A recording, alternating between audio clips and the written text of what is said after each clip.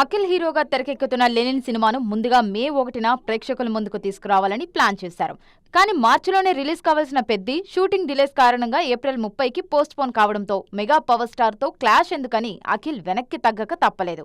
Box office వద్ద ఎలాంటి పోటీ లేకుండా ఉండాలనే ఉద్దేశంతో లెనిన్ టీం తమ రిలీజ్ ను జూన్ 26కు షిఫ్ట్ చేసుకుంది. అయితే అఖిల్ కు ఇక్కడ అదృష్టం కలిసి రాలేదు. డేట్స్ వ్యవహారం మళ్లీ మొదటికొచ్చింది. పెద్ది మేకర్స్ సైతం జూన్ 26నే టార్గెట్ చేస్తున్నారు అన్న వార్తలు వినిపిస్తున్నాయి. దీంతో గంపెడాసతో ముహూర్తం ఫిక్స్ చేసుకున్న అఖిల్ కు మరోసారి నిరాశ ఎదురయ్యేలా కనిపిస్తోంది.